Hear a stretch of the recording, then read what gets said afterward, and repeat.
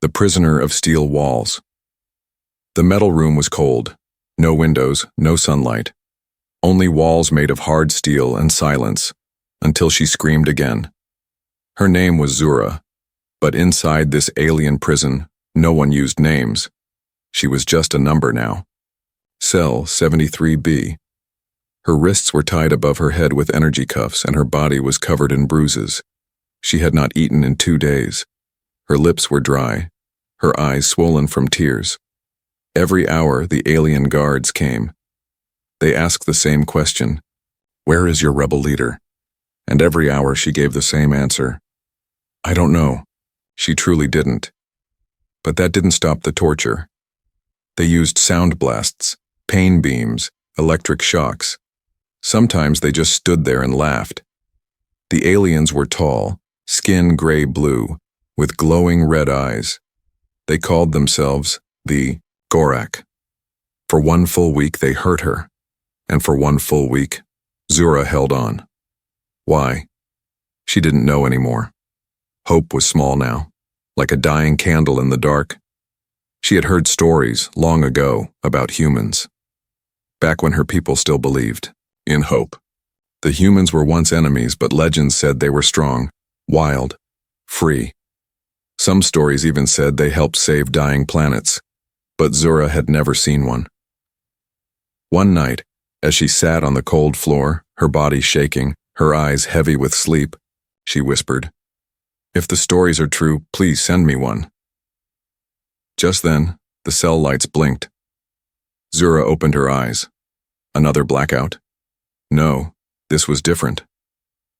A quiet alarm buzzed through the hallway. Not loud, but urgent.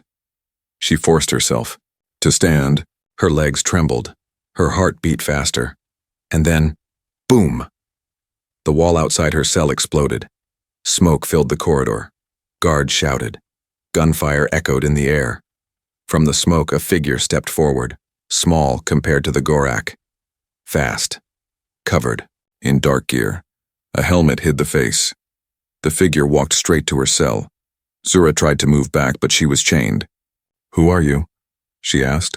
The helmeted figure raised a device and scanned her cell lock. "No time," he said. The voice was deep, male. "I'm here to break you out." Zura stared at him. "Are you a human?" He didn't answer. With a loud click, the cell door opened. He rushed in and used a plasma cutter to slice her cuffs. She fell into his arms. "I don't know you," she said weakly. He picked her up. "You don't need to." "Why are you here?" The man looked over. His shoulder. The guards were getting closer. "Because no one else came."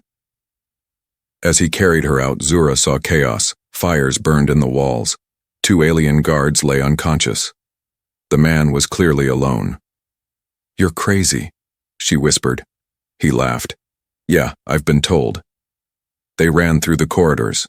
Every few minutes he stopped to shoot a lock or hack a panel. Zura clung to him. Her body ached. Her mind was foggy. But her heart beat with something she hadn't felt in days. Hope. They reached a loading dock, where a small escape ship waited. The man threw her inside and jumped into the pilot seat. More guards came. One of them shouted in their alien tongue, "Stop the human! Kill the girl!" The ship lifted off just as laser blasts flew past. The man swerved between towers, dodged missiles, and punched in a jump code. Zura, strapped into her seat, looked at him. His helmet was cracked now. A piece of his face showed, dirty, blood on his cheek and eyes full of fire. "What's your name?" she asked. He smirked. "Jace." "Why did you come for me?" Jace didn't look at her. "Saw your face in a leaked torture video. Couldn't sleep after that." Zura blinked. "You risked all this for me?"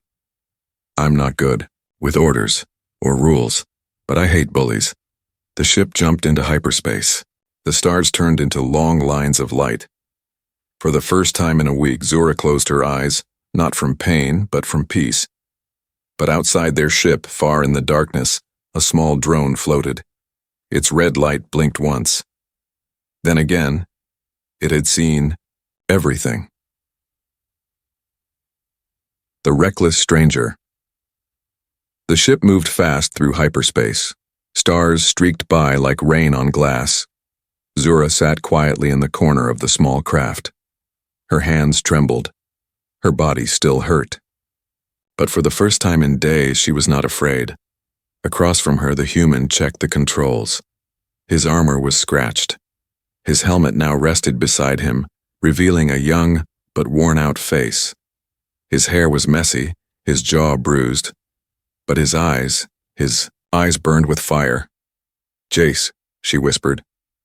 "You said that's your name?" He didn't look at her. "Yeah." "You came alone?" "Obviously." Zura frowned. "That's insane. You attacked a Gorak prison by yourself?" Jace finally turned to her. "Didn't plan to get caught. But plans are for people who care about dying." Zura watched him in silence. He was nothing like what she imagined a human would be. No big army, no special tech. Just one man with wild courage and no fear. And yet, he had done what her own people couldn't. He saved her. "Why me?" she asked again. "You don't even know who I am." "I saw a video," Jace replied. "They showed what they were doing to you. It was on the black market newsnet. No one was going to help." "So I did." Zura's voice cracked. "Do humans always save strangers?" Jace shrugged. "We're not all heroes. Most won't bother. But I couldn't look away." The ship suddenly shook. Red lights flashed on the control panel. Jace cursed under his breath. "Damn it, we're being tracked." Zura's eyes widened. "But how? We jumped into hyperspace." Jace opened a hidden compartment under the console. "They planted a beacon on us. Must have been that drone." "A drone?" "I saw a red light outside the prison when we lifted off. Should have known it was a tracker." The ship shook again. Worse, this time.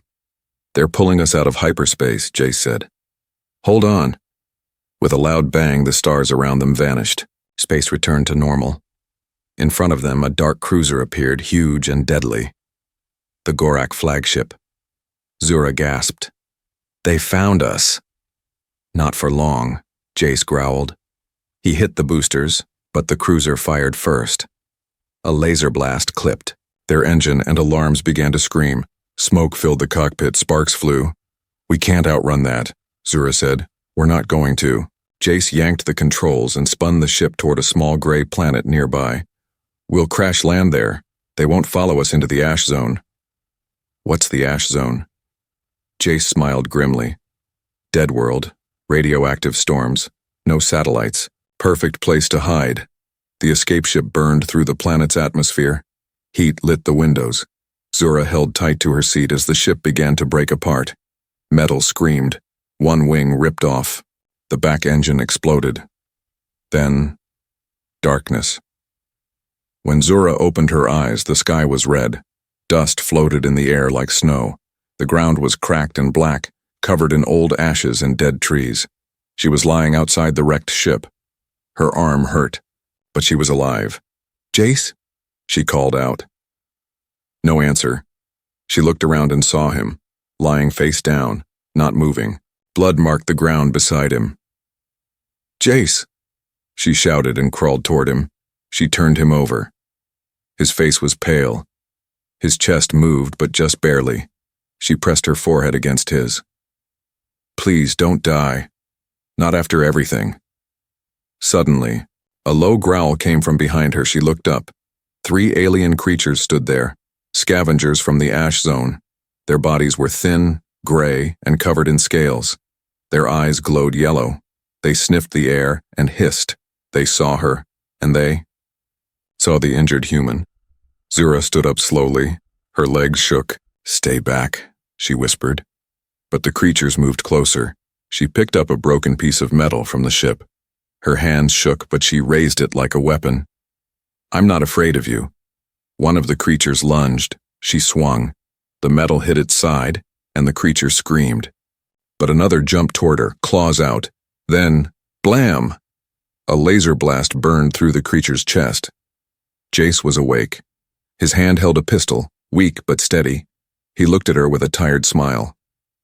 You were doing fine, but I thought I'd help.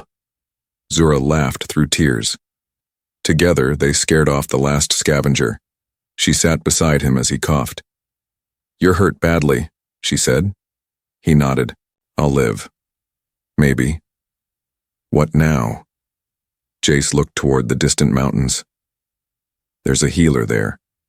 If she's still alive, she might save me. And you. Zura helped him stand. Then let's find her. You saved me. Now it's my turn. They walked together into the ashes, two broken souls on a dying world. But far above them, deep in space, the Gorak commander watched the screen. His face was calm but cold. Send the hunters, he said, and raise the bounty. I want that girl alive. Hunted across the wastes. The wind howled across the wasteland. Black dust covered everything, the sky, the rocks, and even their skin. The planet was dead. No birds, no rivers, no green, just ash, stone, and silence. Zura and Jace walked slowly through the endless gray valley. She supported him with one arm around his back. His wounds were bad. His steps were heavy. Every few minutes he coughed. Just a little further, Jace said, trying to smile. The healer's hut should be near the old cliffs. Zura didn't answer. She was too focused on keeping him standing. They had no food, no water. Just a small scanner Jace pulled from the crashed ship before it burned.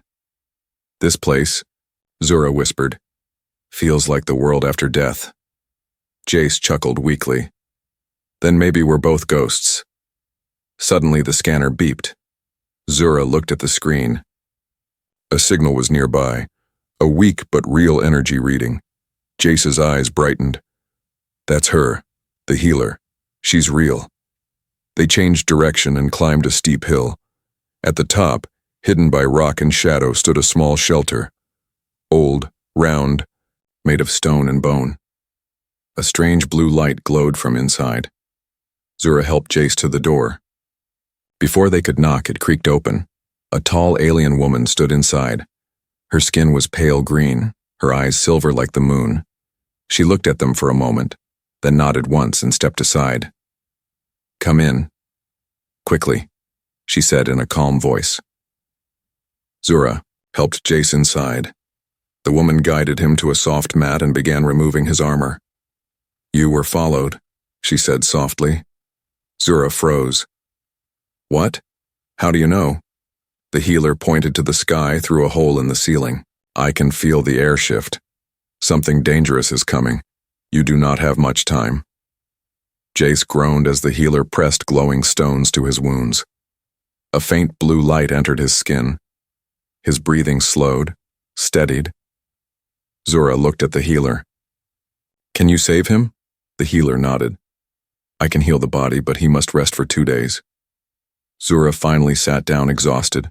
Her hands trembled. Her mind raced. Who are you? She asked the healer. The woman replied, I am Ela. Once I was a guardian of lost knowledge. Now I hide from those who destroyed peace. Zura's eyes narrowed. Do you know who I am? Ela walked to a shelf and pulled out a small silver pendant. She handed it to Zura. I know what you are, Ela said. This belonged to your mother. Zura stared at the pendant. My mother? Ela nodded.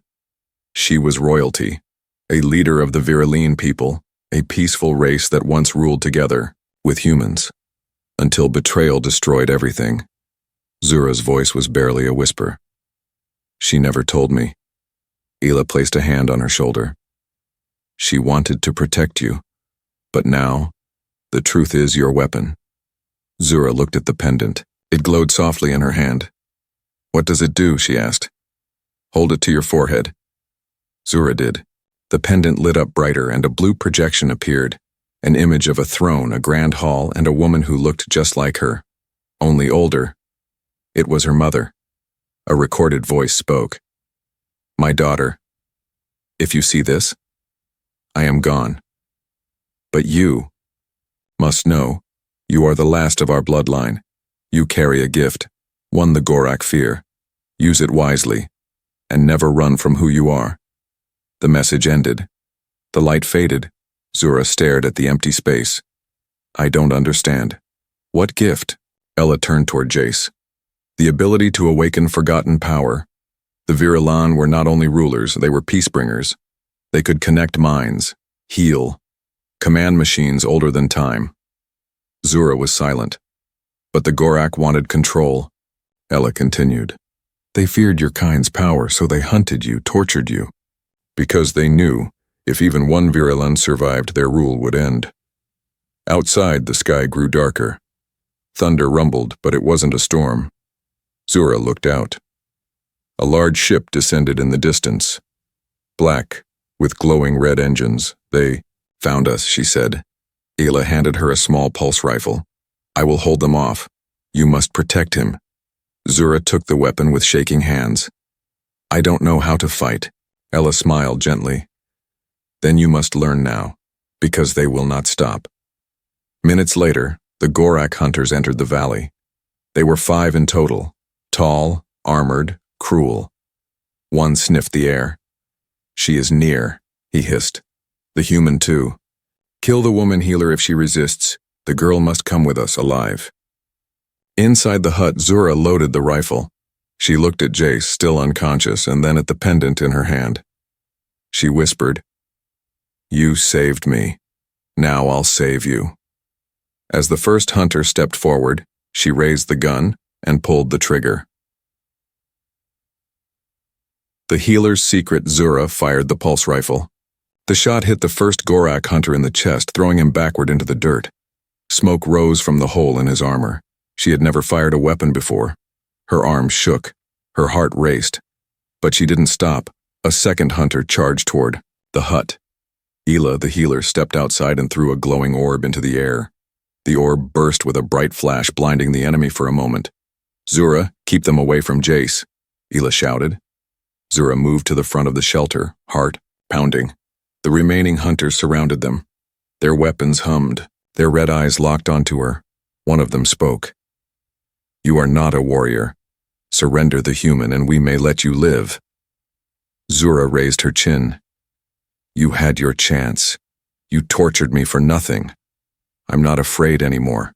The hunter growled and raised his blaster.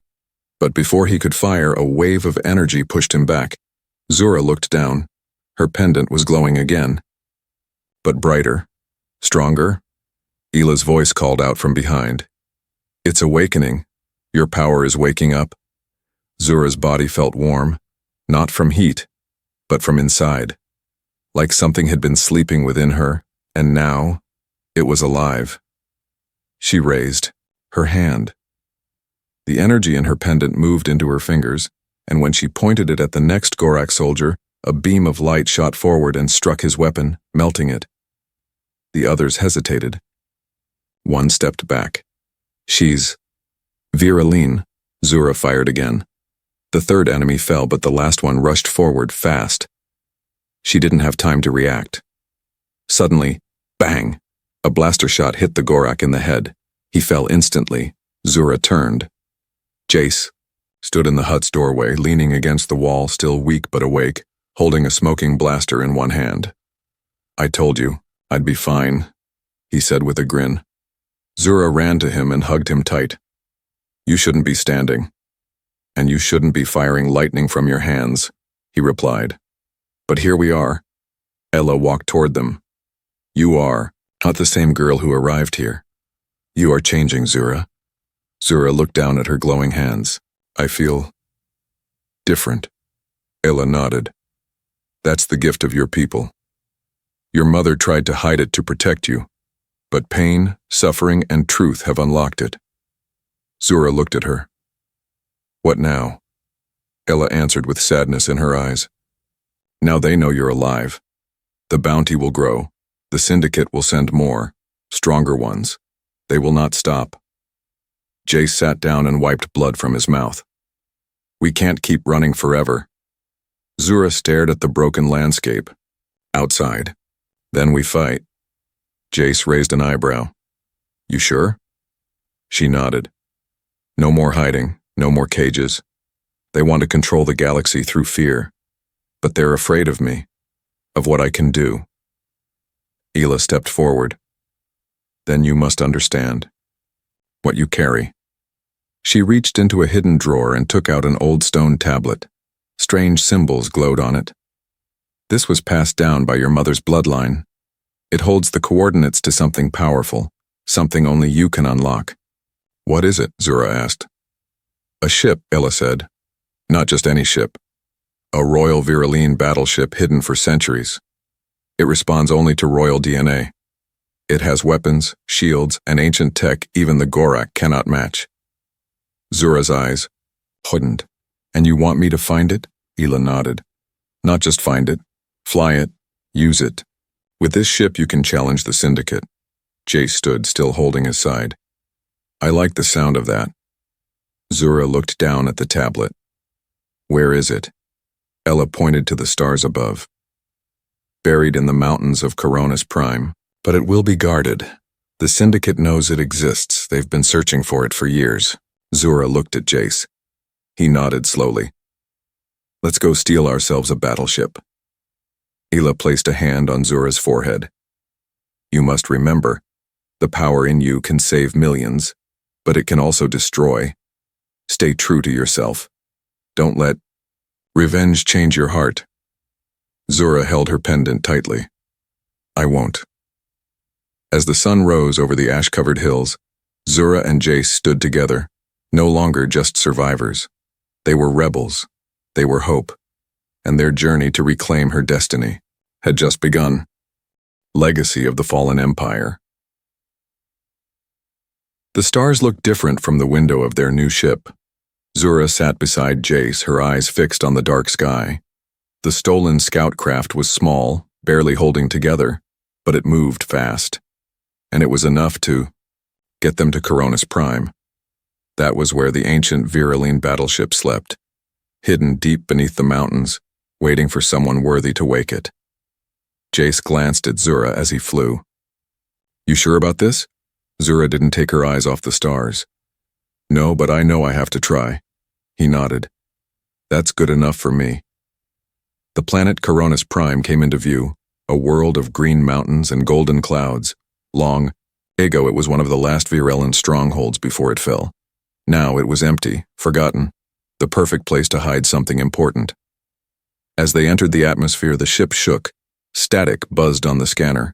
They're jamming the signal, Jace muttered. Someone's already here. Zura leaned forward. You think the Gorak found the ship first? Maybe. But they won't know how to open it. Only you can. They landed in a rocky valley, surrounded by cliffs and strange red trees. Zura stepped out and looked around. The air smelled of earth and ancient memory.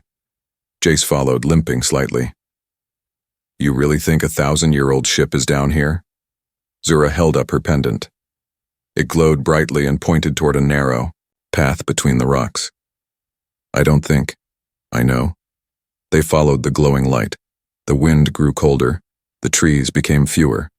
At the end of the trail, a metal door stood in the cliff face. Tall, silent, and covered in symbols. Zura stepped forward and touched the center symbol. Her pendant pulsed. Light crawled through the lines in the door like veins waking up after sleep. A loud click. Then another.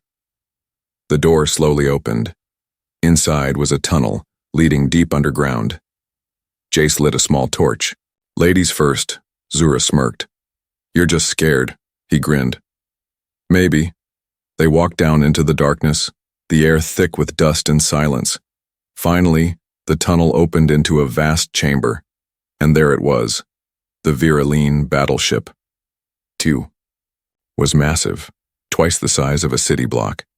Sleek silver-blue metal with smooth curves and ancient markings. It sat like a sleeping beast, untouched by time. Zura stepped closer. Her pendant pulsed faster. Touch it, Jace whispered. She reached out and placed her hand on the ship's hull. At once, light exploded from the surface. The entire ship began to hum. The symbols along the walls lit up. A soft voice echoed through the chamber. Royal bloodline detected. Welcome home, Zura of House Valren. Zura stepped back, shocked. Jace blinked. It knows your name.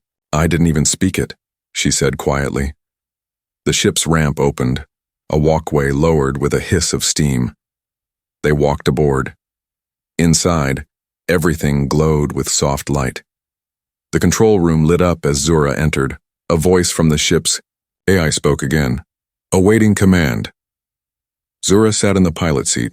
It adjusted to her touch. Screens flickered on. Jay stood beside her. You just became the captain of a ghost ship. She nodded slowly. No, not a ghost ship. A second chance. But before she could say more, alarms screamed. Warning, hostile ships approaching. Jace ran to the monitor. 3 ships incoming. Gorak. Zura gripped the controls. Then we fight. Jace raised an eyebrow. You know how to fly this thing? Zura's hands moved across the controls like she'd done it before. It feels like the ship is guiding me. Outside, the Virilan ship rose from the ground. The rocks above it cracked and split. Trees fell. A mountain collapsed as the ship lifted into the air for the first time in centuries. The Gorak ships opened fire. Zura pressed a glowing button. Shields shimmered around them, blocking the blasts. She focused and whispered, "Weapons online." The ship obeyed. Blue energy cannons appeared from hidden ports. Zura fired. The first enemy ship exploded in midair. The second tried to dodge, but the ancient ship was too fast. A beam of light struck its engine, sending it spinning into a cliff. The last Gorak ship turned to escape, but Zura wasn't done. "This is for my people," she said. She pressed the final button, and the enemy ship turned into dust. Silence returned. Jace stared at her. "You were born for this." Zura looked at her hands. "No. I was made for this." In the dark corners of the galaxy, news of what happened on Coronis Prime spread like fire. The last Royal Virilan had returned, and she was not hiding. The Gorak Syndicate knew now. Their time of control was ending. One ship, one fight. Zura sat in the command chair of the ancient Viriline battleship. The lights on the control panel blinked softly. The air inside was warm, humming with old power. Jace stood nearby, leaning on the side rail, still recovering but alert.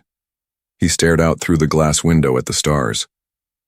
"They'll come again," he said. Zura nodded. "I know. This ship destroyed 3 of their best hunters. They won't forget that. They'll bring a fleet next time." Zura looked down at the control board. "Then let them come." Jace gave a small smile. "You sound like a real commander now." She didn't smile back. Her eyes were serious. "I'm not doing this for glory. I'm doing this because no one else can." Suddenly, the ship's AI spoke. "Long-range scan complete. Multiple enemy vessels approaching. Estimated arrival 5 hours." Jace frowned. "That's faster than we thought." Zura stood. "We need to get ahead of them." "How?" She turned to him. "We take the fight to them, before they surround us." Jace blinked. "You want to attack the Gorak fleet yourself?" Zura nodded. "They think I'll run, or hide. But I have something they don't expect. This ship, and a reason to fight." Jace looked at her with a mix of pride and concern. "All right then.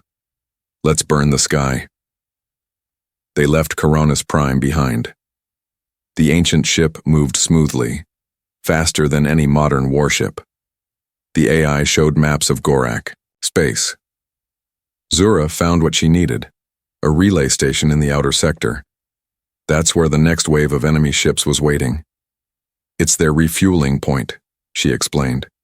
"If we destroy it, we'll stop the reinforcements."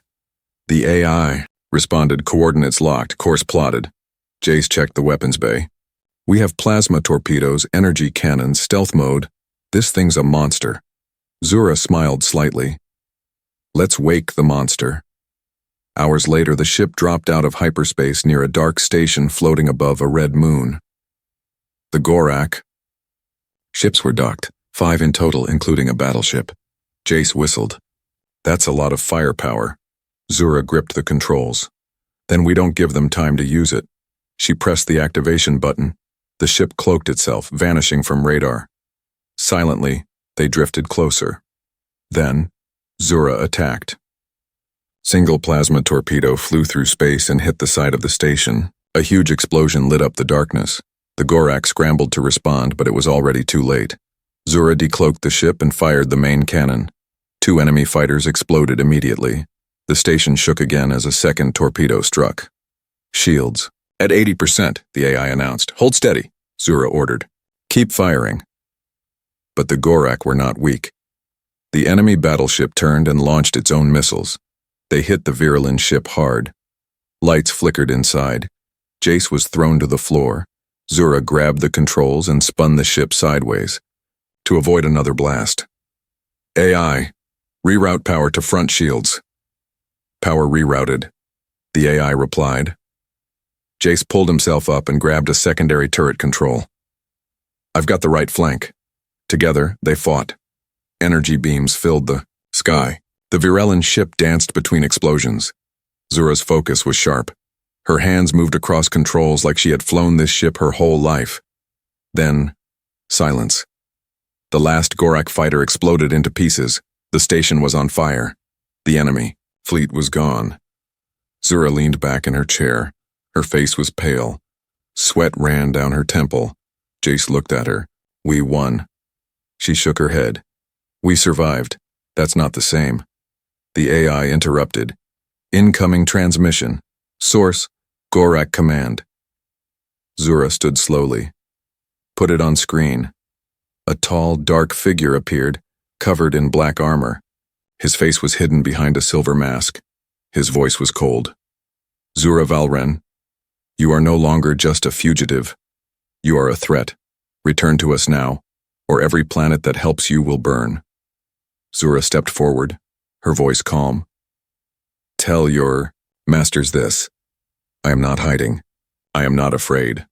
And I'm coming for them next. The screen went dark. Jace stared. You just declared war. Zura turned to him. No. They started this war. I'm going to end it. Back on the burning Gorak station, one wounded commander crawled through the flames holding a transmitter. He sent one final message. Target must be captured alive. Use all means necessary. Call in the assassin fleet. Freedom is paid in blood. The stars outside were quiet, but inside the ship, everything felt heavy. Zura stood alone in the control room, watching old data play across the screen, holograms of her mother's voice, ancient war maps, and recordings of peaceful days long gone. The AI spoke softly. Enemy fleet is on the move. Estimated time to contact, 3 hours. Behind her, Jace walked in slowly. His limp was worse now, but his eyes were strong. We'll have to face them here, won't we? Zura nodded. We're out of time. The assassin fleet is coming. 10 ships, each one faster and deadlier than the last, Jace chuckled bitterly. So, just the 2 of us against 10? Sounds familiar? Zura smiled for the first time in hours. We've survived worse. He looked at her carefully. You're thinking about sacrificing yourself, aren't you? She didn't answer. Zura, he said seriously, don't do anything stupid. She turned to him. This war isn't about me. It's about what I represent. If they capture me alive, they'll break the rebellion. But if I die fighting, it might inspire others. Jace stepped closer. You're more than a symbol. You're a person. You're my person. You hear me? Zura stared at him. She had no words. But the moment passed quickly. The AI interrupted. Enemy ships entering the outer orbit. Zura placed her hand on the command panel. Wake the ship, full power, all weapons online. Lights flared across the control room. The Virulene battleship hummed louder, brighter, alive. Jace moved to his station. Let's give them a reason to fear the stars. Outside, space filled with enemy ships, long, black, and sharp like knives. They spread around the Virulene ship ready to trap it. The lead assassin ship sent a message. Surrender the girl, or we will crush you both. Zura answered with fire. The battle began. Laser beams cut across the dark sky. Zura dodged, spun, and returned fire. She moved like wind, fast, sharp, unpredictable. Jace controlled the defense cannons, taking down ships as they circled. 2 down, he shouted. 8 left. But the assassin ships were smarter than regular fighters. They moved in patterns, coordinated, quiet, deadly. A missile hit the side of the ship. Sparks flew. The power dropped. Shields failing, the AI warned. Zura screamed back. Redirect power from the engines to the shields. They held their ground. Then another blast rocked the ship. One of the side wings exploded. Zura coughed, blood in her mouth. She grabbed the control stick again. "We're not done," she growled. "Not yet." With a deep breath, she opened a hidden command in the ship's memory. A last resort function. The AI hesitated. "Warning, this will cause a core overload. Ship will be lost," Zura whispered. "I know." Jace stared at her. "Zura, no, you can't." She looked at him, eyes wet. "They won't stop. Not unless I end this here and now." He stood, pain in his eyes. "Then I'm staying with you." She shook her head. "You have to live. You're the one who'll tell the story. The galaxy needs to know that the Virulin weren't weak, that humans still fight for what's right." Jace moved forward. She touched his face. "Thank you," she said, "for saving me, for believing in me." He kissed her forehead. "Come back to me." She smiled softly. "Maybe, in another life." Then she pushed him into the escape pod and closed the door. He banged on the glass. "Zura!" The pod launched. She turned back to the ship's core. Her pendant glowed bright, brighter than ever before. The AI confirmed. Core overload in 30 seconds. Outside, the assassin fleet moved in for the kill. Zura stood tall in the heart of the ship. "I am Zura Valren," she said to the stars. "Daughter of peace, child of fire. This is my legacy." She closed her eyes, and the ship exploded. Shockwave tore through space. All 10 assassin ships were destroyed instantly. The stars returned to silence. Hours later, Jace floated alone in the escape pod. His eyes red, heartbroken, but alive. He sent a message to the galaxy. She died to stop them. One girl, one ship, and a fire that burned through darkness. And the people listened. Across planets, across systems, rebels rose. Flags flew. The name Zura became a symbol of freedom. Years later, a small statue stood in the capital of a free world. A girl with a pendant, standing tall, brave. At her feet, the words were carved. She was not made to kneel. She was born to rise.